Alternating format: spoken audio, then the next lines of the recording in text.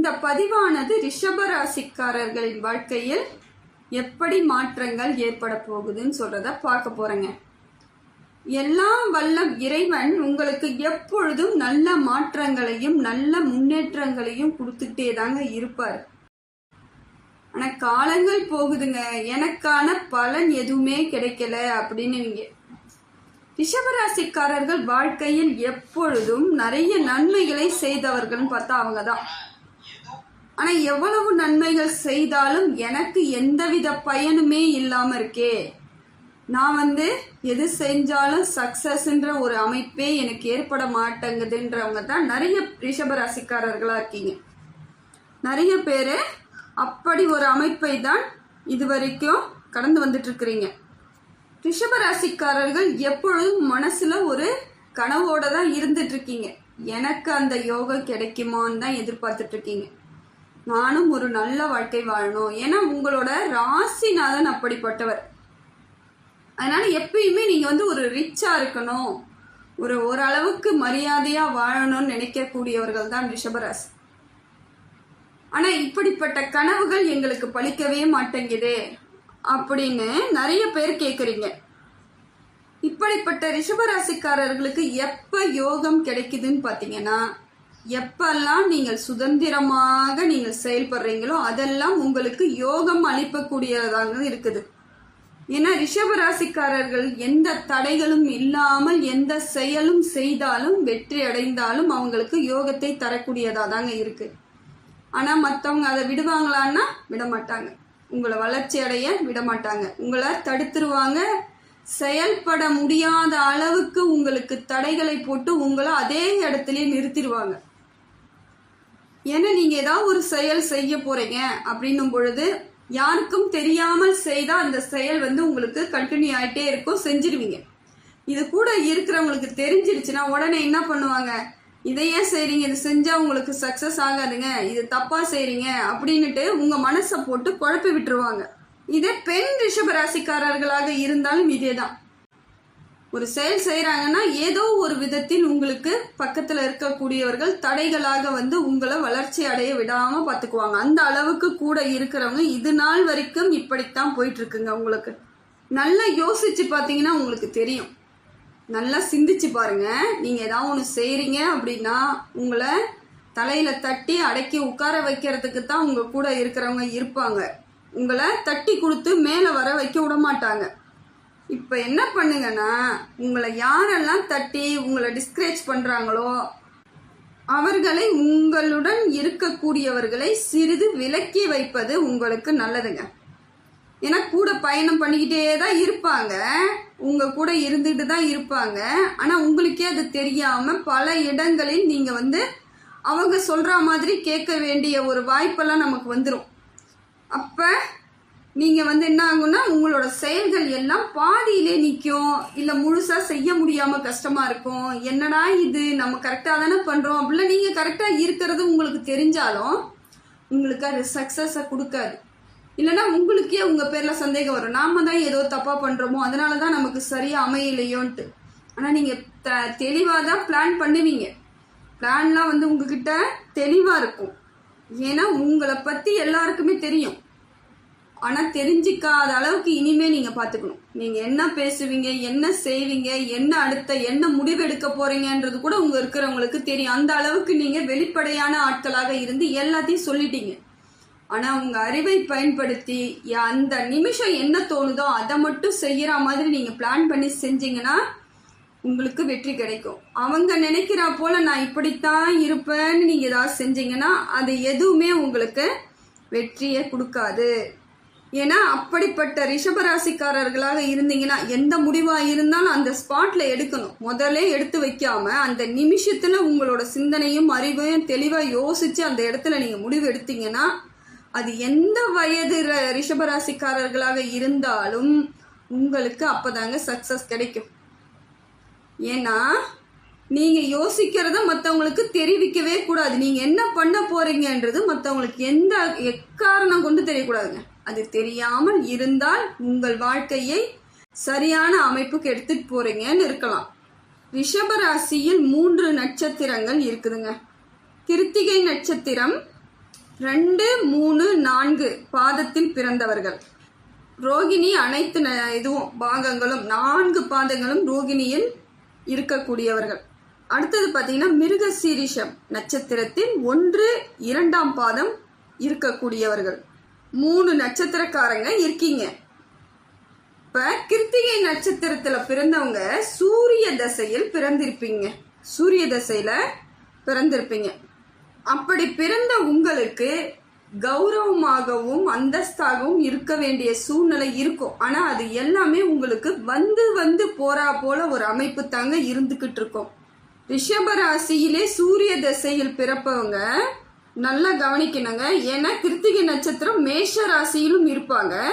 இப்ப உங்க ராசியை பார்க்கும் பொழுது மேஷத்துல சூரியன் உச்சம் பெற்று இருப்பாங்க. ஆனா ரிஷபத்தில் சூரியன் கிருத்திகை நட்சத்திரம் இருக்கவங்க ரிஷபத்தில் சூரியன் உச்சம் பெற முடியாதுங்க. அதனால கிருத்திகை நட்சத்திரக்காரர்களுக்கு இப்ப கடைசியில தான் எதுவாக இருந்தாலும் வெற்றி அமையும். ஆரம்ப காலகட்டம் கொஞ்சம் காலதாமதம் ஆகிறதுக்கு தாங்க வாய்ப்பு இருக்கு. உங்களுக்கு கிட்ட வரா மாதிரி இருக்கும், வெற்றி அடையிற மாதிரி இருக்கும், சக்சஸ் ஆகிற மாதிரி இருக்கும். ஆனா அது நிரந்தரமாக இருக்காது. ஆனா ஆரம்ப காலகட்டம் உங்களுக்கு இப்படி இருந்தாலும் கொஞ்சம் போக போக காலங்கள் போக போக மாற்றம் ஏற்பட்டு உங்களுக்கு வாய்ப்புகள் அதிகமா இருக்கும், வெற்றிகளும் அதிகமாக கிடைக்கும். அப்படி இருக்கும் பொழுது உங்களுக்கு சூரிய தசை அந்த தசையில இருக்கிறவங்களா இருந்தா கண்டிப்பா உங்களுக்கு அந்த டைம் நல்லா இருக்கும். அதே போல சூரிய புத்தி இருக்கக்கூடியவர்களுக்கு அந்த நேரத்துல சூரிய புத்தி நடக்குதுன்னு சொல்லுவாங்க. உங்களுக்கு அப்படி நடக்கக்கூடியவர்களுக்கு அந்த நேர காலகட்டம் உங்களுக்கு சிறப்பான பலன்களை கொடுக்குங்க. ஆனா எதுவாக இருந்தாலும் இறுதியில தான் கிடைக்கும். அதுதான் உங்களுக்கு ஆரம்ப காலகட்டத்தில் உங்களுக்கு இப்ப சூரிய புத்தி இத்தனை மாசம் இருக்கு, இத்தனை மாதங்கள் இருக்குதுன்னும் பொழுது ஆரம்ப காலகட்டத்துல எதுவுமே இருக்காது. காலங்கள் போக போக இறுதியாக கிடைக்கக்கூடியதா தாங்க எல்லாமே இருக்குது. ஏன்னா லாஸ்ட் மினிட்ல தான் நமக்கான வாய்ப்புகள் லைஃபே கிடைக்கிற மாதிரியான ஒரு அமைப்பு ரிஷபத்திற்கு இருக்குங்க. ஏன்னா சூரிய திசையில் கிருத்திகை நட்சத்திரத்துல பிறந்ததுனால இத மாதிரியான திடீர் வாய்ப்புகள் வருவது போல தோன்றினாலும் இறுதியாகத்தான் உங்களுக்கு வெற்றி வாய்ப்பு அதிகமா கிடைக்கும்.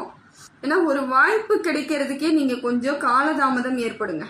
உங்களுக்கு உடனடியாக எந்த வாய்ப்பும் கிடைக்காது. ஆனா கிடைத்தால் அது நிரந்தரமான ஒரு வாய்ப்பா இருக்கும், நிரந்தரமான வெற்றியா இருக்குங்க.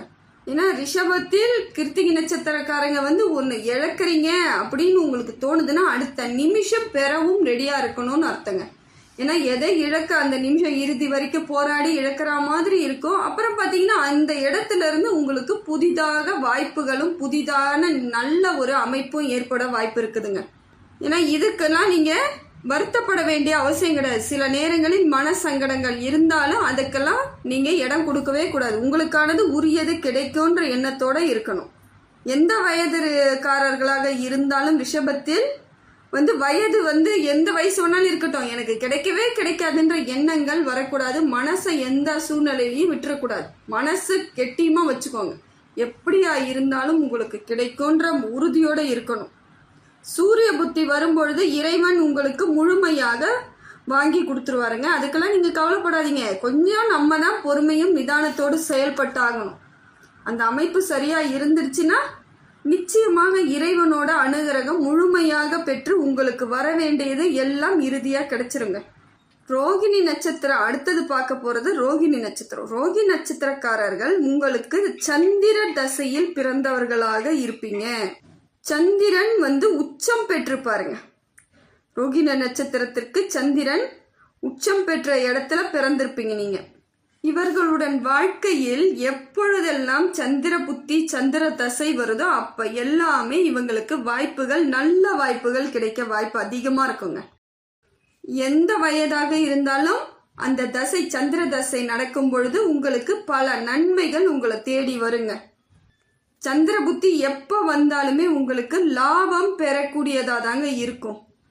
ஏன்னா உங்களுக்கு எந்த நேரமாக இருந்தாலும் சிலருக்கு 7.5 சனி வந்துருச்சுன்னுவாங்க, சிலர் அந்த சரியில்லை செவ்வாய் சரியில்லை, எதுவா இருந்தாலும் உங்களுக்கு சந்திர புத்தி நடக்கும் பொழுது எல்லாமே நன்மைகளாக நடக்குங்க. வெற்றியை உங்களுக்கு எளிமையா கிடைக்கக்கூடிய காலம் அதுவாகத்தான் இருக்கும்.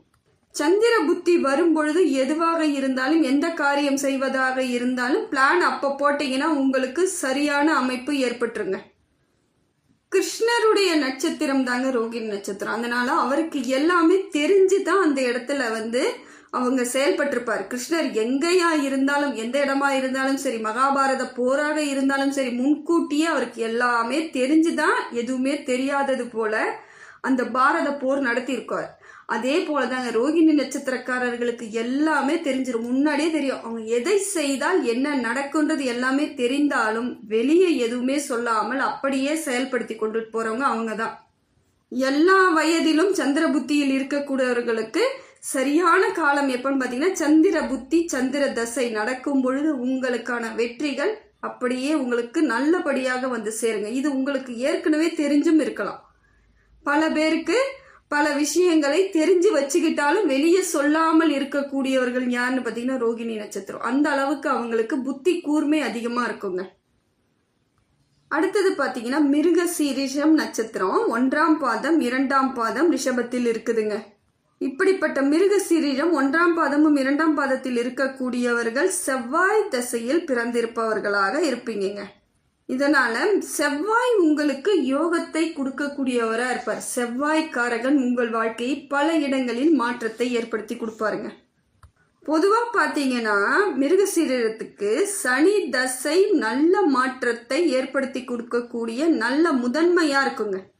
சனி தசையில் உங்கள் வாழ்க்கை பல மடங்கு மாறக்கூடியதா இருக்கும். ஆனா செவ்வாயும் ராகுவும் சேர்ந்து இருக்கும் பொழுது அந்த தசை உங்களுக்கு சாதகத்தை ஏற்படுத்தாதுங்க. ஏன்னா போராட்டங்களை ஏற்படுத்தக்கூடியதா தான் இருக்கும் செவ்வாயும் கேதுவும் உங்களுக்கு. குரு தசை உங்களுக்கு ஓரளவுக்கு நல்ல மாற்றத்தை ஏற்படுத்தி கொடுக்குங்க. குரு தசை உங்களை உச்சத்திற்கு கொண்டு செல்வதற்கான வாய்ப்புகள் அதிகமா இருக்குதுங்க. ஏன்னா அந்த காலகட்டத்தில் குரு தசை நடக்கும் பொழுது உங்களுக்கு பெரியோர்களின் ஆதரவும் உங்களுக்கு முழுமையா கிடைக்கும். பெரிய மனிதர்கள் விஐபியாக இருக்கக்கூடியவர்கள் கூட உங்களுக்கு சப்போர்ட் பண்ணுவதற்கான காலகட்டம் இருக்கும். ஏன்னா பிறந்தது ஒரு ஊராக இருந்தாலும் வாழ்வது ஒரு ஊராகத்தான் உங்களுக்கு மாற்றக்கூடிய அமைப்பா இருந்திருக்குங்க. இதுதான் மிருகசீரிஷத்தின் முதன்மையான ஒரு மாற்றத்திற்கான வழிவகை. வெளிநாட்டுக்கு போகணும், வெளியூர் பயணத்துல போய் நான் வெற்றி அடைவேனா? முடியாதுங்க, நான் இங்கே இருந்துக்கிறேன், என் இடத்த விட்டு நான் ஏன் போகணும் அப்படிலாம் எடுத்துக்காதீங்க. நீங்க வெளியே செல்லும் பொழுதுதான் உங்களுக்கு பல மாற்றங்கள் நன்மையாக கிடைக்கும். நிறைய நன்மைகள் எப்ப கிடைக்கும்னா வெளியூர் பயணம், வெளியூர்ல வேலை தேடுறது, வெளியூர்ல போய் படிக்கிறது, வெளிநாட்டுல படிக்கிறது, வெளிநாட்டுல வேலைக்கு போறதுன்னு போனீங்கன்னா உங்களுக்கு அதீத லாபத்தை ஏற்படுத்தி கொடுக்கக்கூடியதா தாங்க இருக்கும். ஏன்னா எந்தவித சிந்தனைகளும் இல்லாமல் எதையும் போட்டு குழப்பிக்காம வருதா வாய்ப்பு கிடைக்குதா உடனடியா கிளம்பிடுங்க. எந்தவித யோசனையும் இருக்கக்கூடாது. அங்க போனா எப்படி என்ன ஆகும், இங்க விட்டுட்டு போனா என்ன ஆகும், எதுவும் யோசிக்க கூடாது. நீங்க போய் பாருங்க, அதுக்கான மாறுதல் நல்ல பலன்களை கொடுக்கக்கூடியதா இருக்குங்க. ஏன்னா குரு தசை உங்களுக்கு அந்த மாதிரியான பிளான்களை ஏற்படுத்தி கொடுத்துருங்க.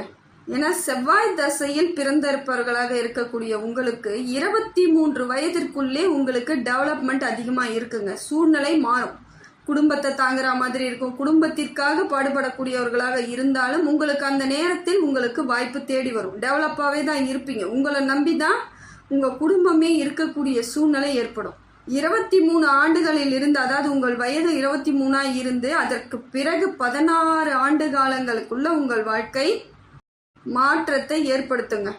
அதாவது 39 இருந்து 40 வயதிற்குள் உங்களுக்கு வாழ்க்கையில செட்டில்மெண்ட் ஆகிறதுக்கான வாய்ப்புகள் அதிகமா இருக்குது.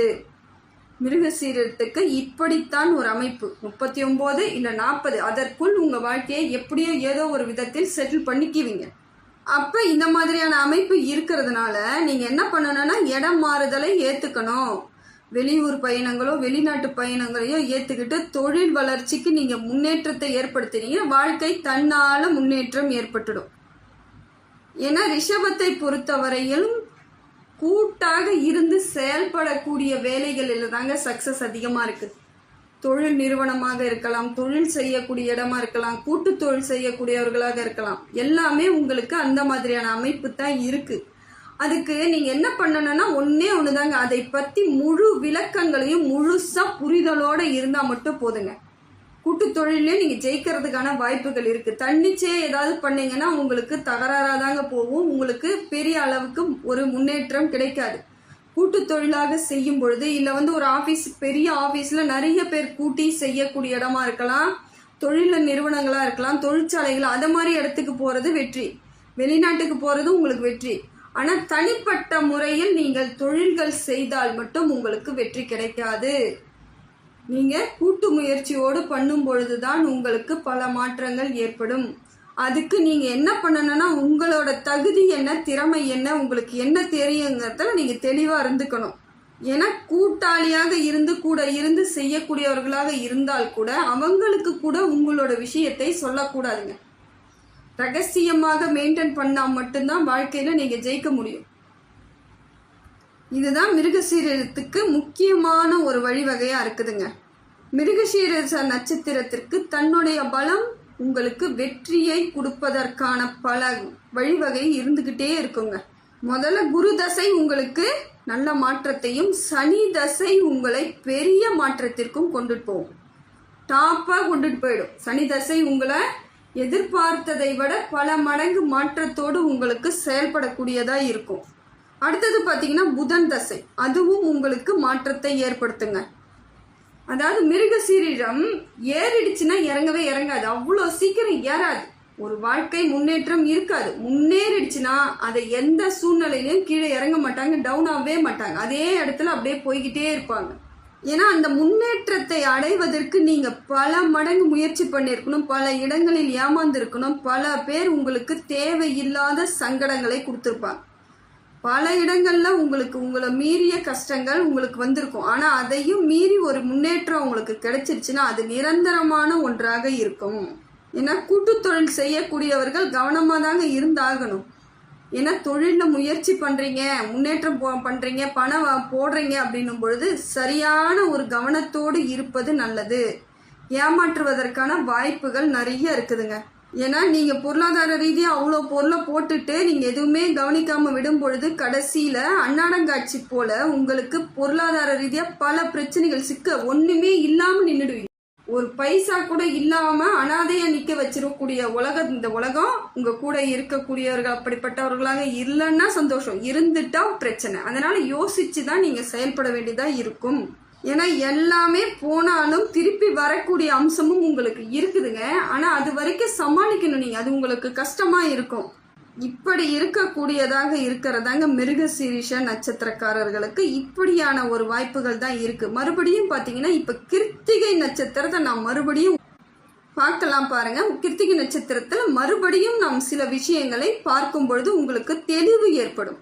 கிருத்திகை நட்சத்திரக்காரங்களுக்கு 18 வயதில் மாற்றங்கள் ஏற்படும். நல்ல மாற்றம், முன்னேற்றம் அடைவதற்கான காலகட்டம் அதுவா தாங்க இருக்கும். 18 வயதுல இருந்தே உங்களுக்கு மாற்றம் ஏற்பட்டுடும். அதுல இருந்து நீங்க சிறப்பான வாழ்க்கைக்கு போகலாம். எதிர்பார்க்காத விஷயங்கள் அத்தனையும் உங்களை தேடி வரும். அதுக்கு நீங்க புத்திசாலித்தனத்தோடு இருந்தால் மட்டும் போதுங்க.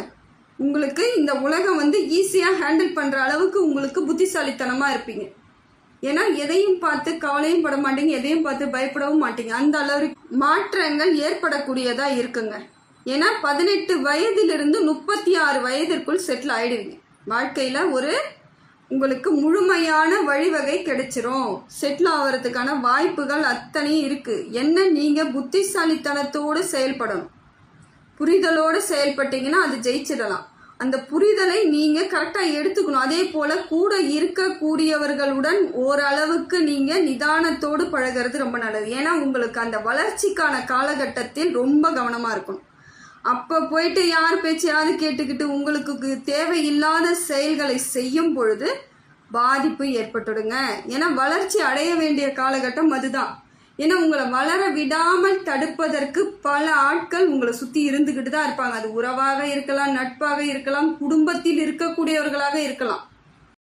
அதெல்லாம் யாருன்னு நம்ம பார்த்துக்கிட்டு இருக்க முடியாது. முடிந்த வரைக்கும் உங்களோட யோசனையை, உங்களோட ஆலோசனையை மட்டும் வைத்து ஏதாவது செஞ்சீங்கன்னா உங்களுக்கு 18ல இருந்து 36 வயதிற்குள் பல மாற்றங்கள் ஏற்பட்டு நீங்க கரெக்டா எந்த இடத்துல, எந்த போஸ்டிங்ல, எந்த ப்ரொசீஜர்ல இருக்கணும்னு நினைச்சீங்களோ அதற்கான வழிவகையும் உங்களுக்கு கிடைச்சிரும். ஏன்னா 36 வயதில் நீங்கள் ரொம்ப பெஸ்டான ஆட்களாக மாறிடுவீங்க. உன்னதனமான ஆட்களா இருப்பீங்க. மற்றவங்களுக்கு உதாரணமாக இருக்கக்கூடியவர்களாகத்தான் இருப்பீங்க.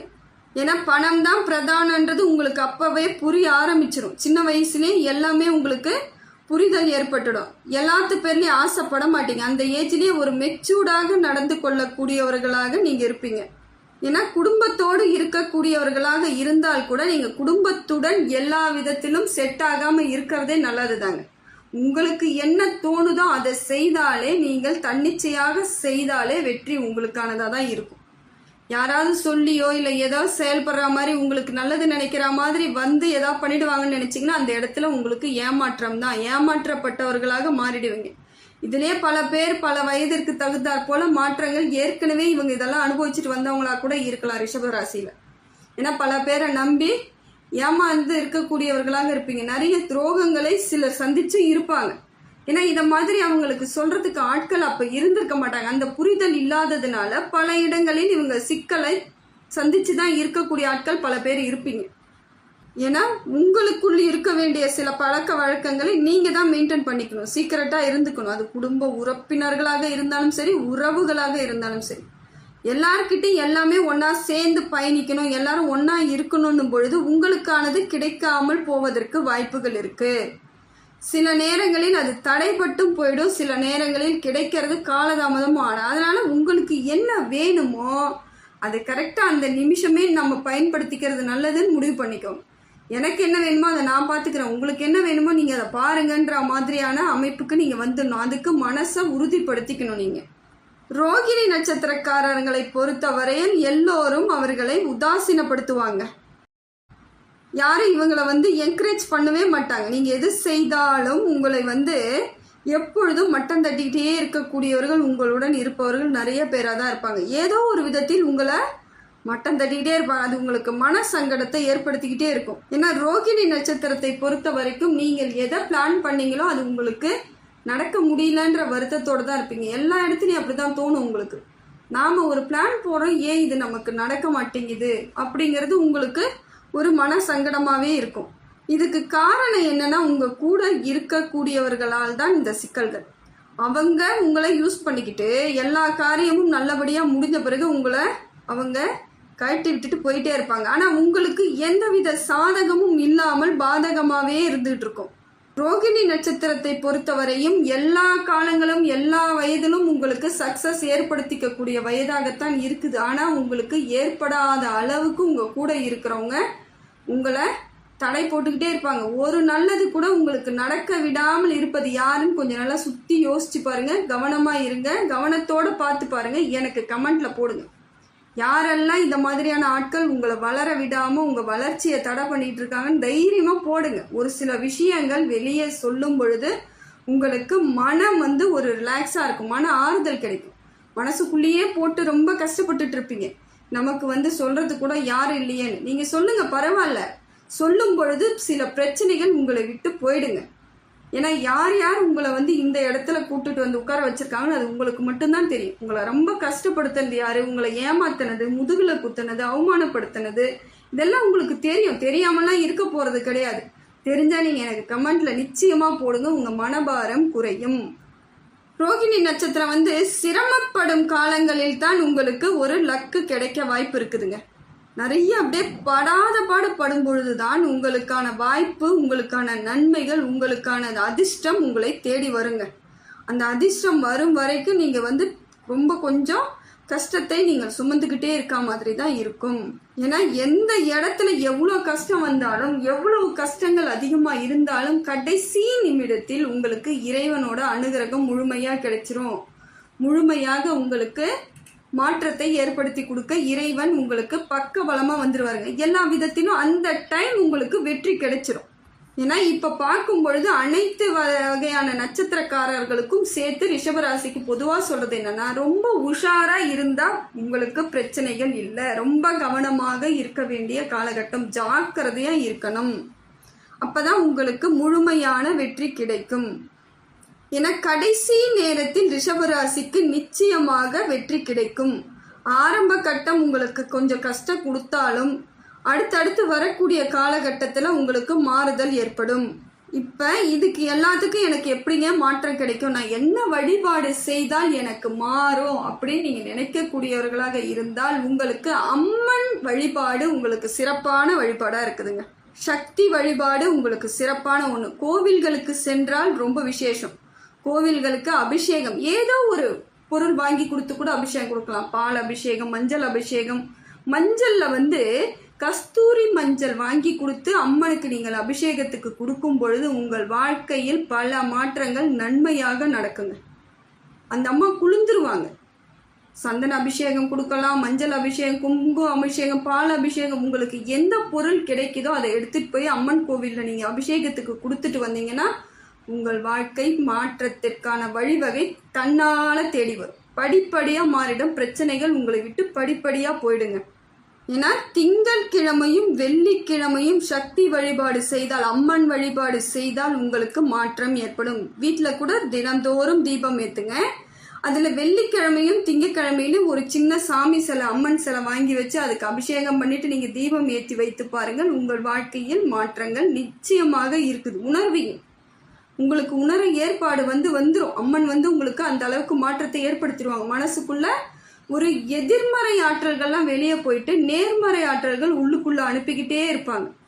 இதுதாங்க இறை சக்தின்றது. அப்போ உங்களுக்கு வெற்றி படிப்படியா வந்துகிட்டு இருக்குன்னு அர்த்தம். மனசுல தைரியம், ஒரு நம்பிக்கை, சந்தோஷம் இதெல்லாம் கிடைக்குதுனாலே நீங்க வெற்றியாளர்களாக மாற போறீங்கன்னு அர்த்தம். ஏன்னா மனதார நீங்க வணங்கும் பொழுது, ரொம்ப மனசுக்குள்ளேயே வேண்டிக்கும் பொழுது அந்த பலன்கள் உங்களுக்கு முழுமையாக கிடைக்கும்.